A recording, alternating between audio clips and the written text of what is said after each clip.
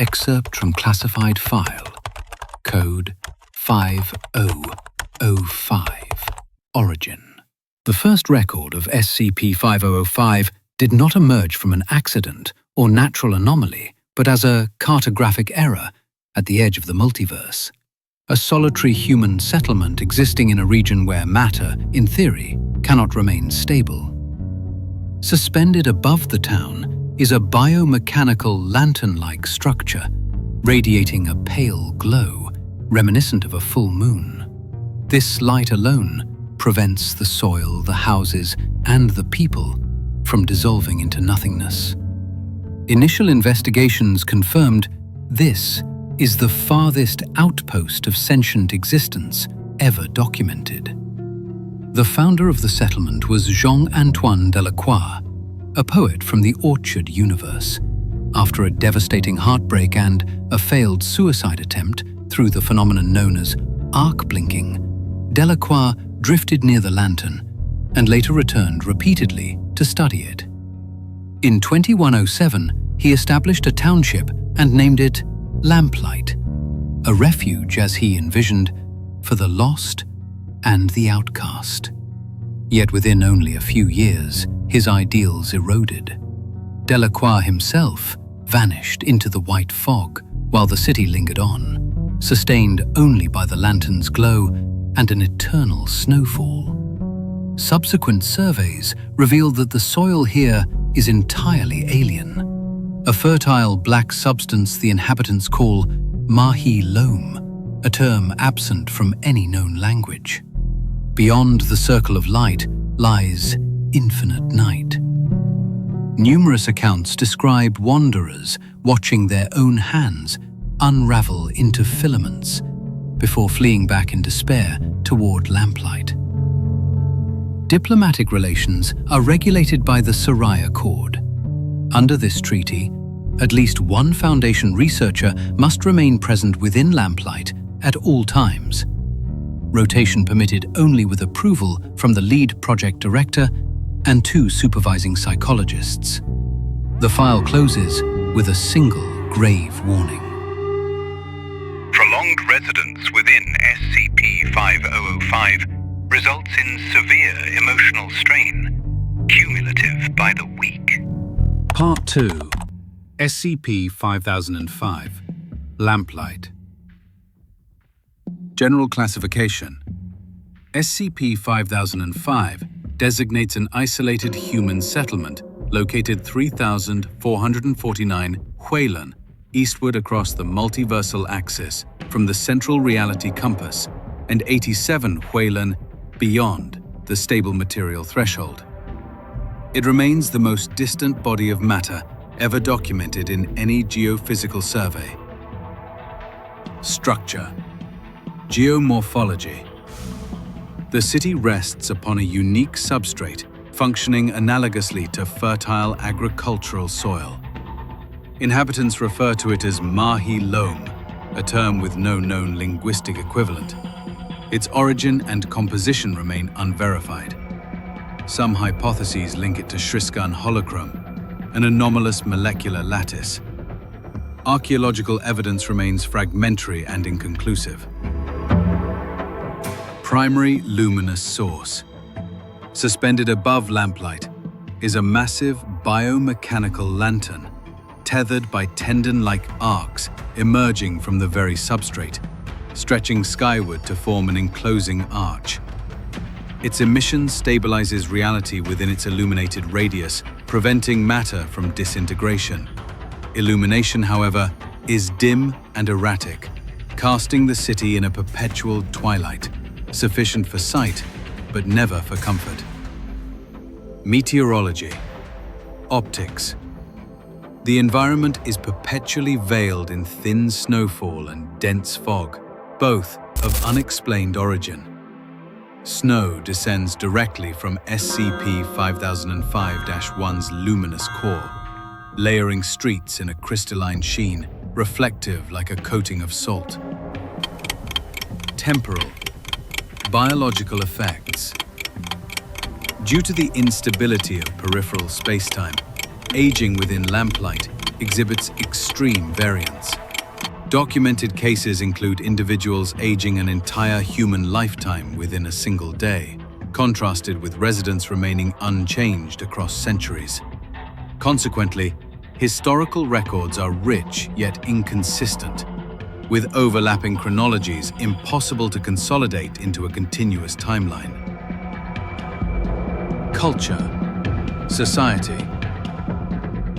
Lamplight draws artists and scholars. Gatherings are frequent at the taverns Dragoman and Firefall.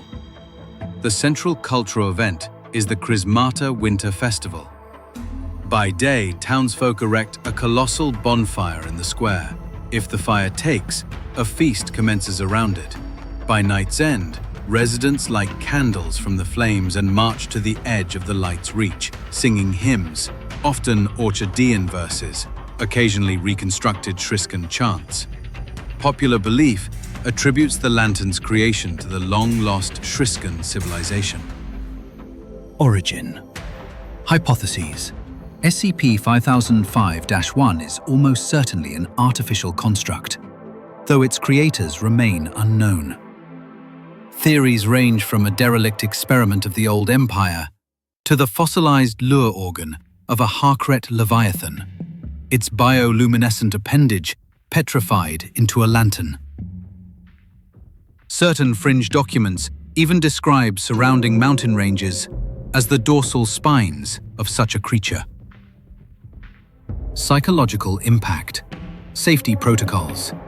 Prolonged habitation within Lamplight induces emotional desaturation and a fixation on the dichotomy of light versus void, producing the persistent sense of standing upon the brink of non-existence.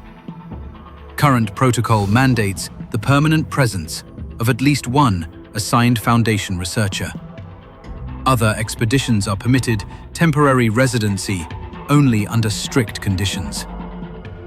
All personnel are required to complete self-assessment of mental stability prior to entry. Supplementary testimonies. Collected field notes by junior researcher Sofia Ramirez. Particularly interviews with Sergei Osmanoglu, proprietor of the Dragoman Tavern, immigrant, 20.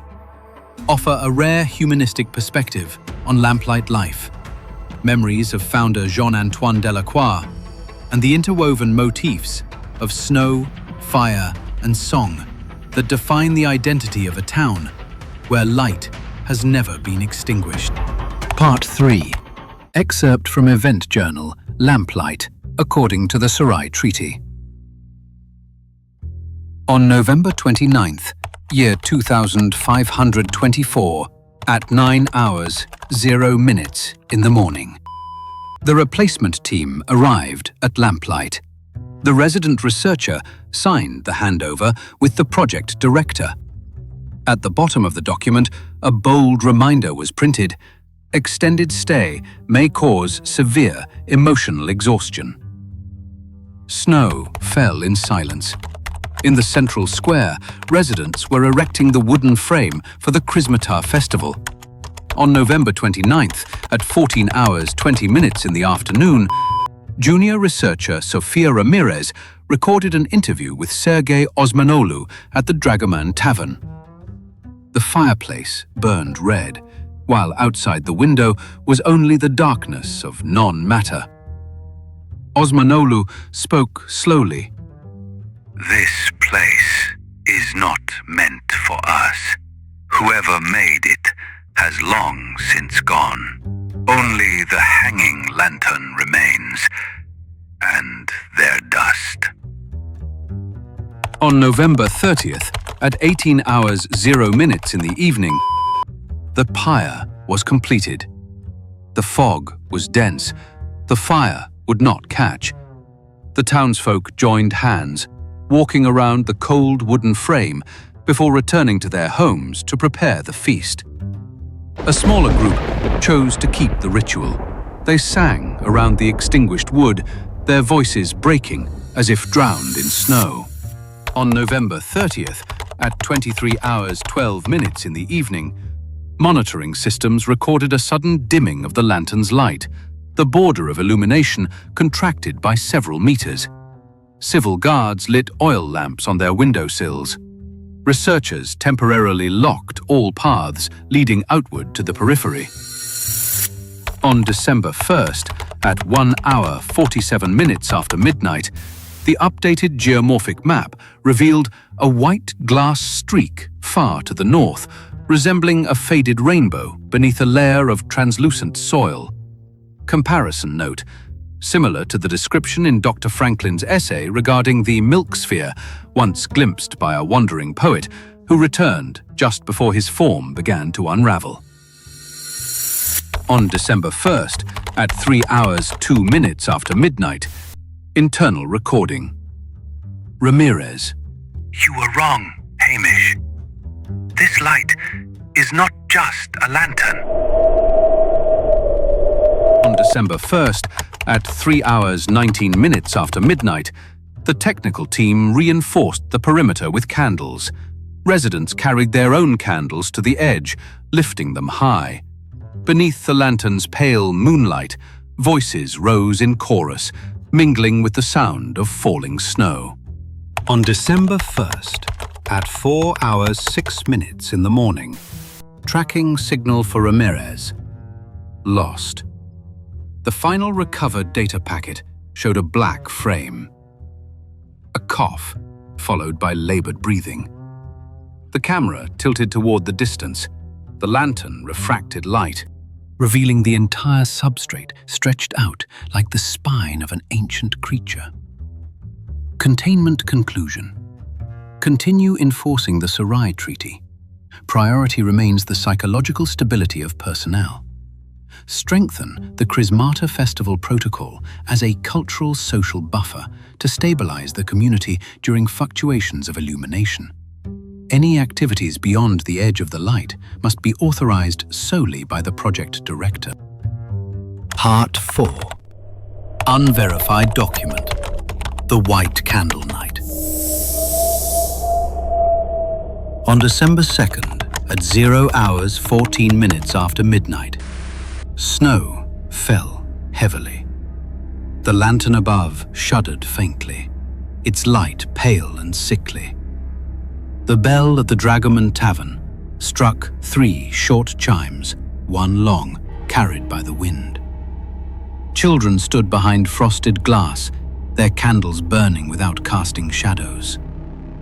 At 0 hours 27 minutes after midnight, a single voice began to sing at the edge of the light. Then 100 voices joined, uneven, trembling like a flock of birds lost in a storm. Each held a candle, fingers shaking, whispering, "Do not let the night consume our names." At 0 hours 41 minutes after midnight, the lantern's glow faltered. Winter surged into the square. The wooden Chrismata frame caught fire as if by miracle. The flame was low, fragile, yet enough for someone to find the way home. The elders quietly placed loaves of bread at their doorsteps, as though paying an old debt long forgotten. At 0 hours 56 minutes after midnight, a lone footprint pressed into the snow, stepping beyond the border of light. A hoarse cough crackled through the radio. "I am here." The rim of the light flickered, like a heart skipping a beat. At 1 hour 3 minutes in the morning, the guard's camera swerved, catching in the glass reflection a shoreline of white, silent, without waves. Enormous rib-like spines jutted upward like half-buried temple columns. Far in the distance, a milk-colored eye opened and closed in rhythm with the lantern's trembling glow. At 1 hour 5 minutes in the morning, all sound ceased. Only the faint crackle of candle wicks remained. The record ended as the control monitor displayed a single line, each letter falling like snowflakes onto the screen. "If you are out there, bring the light."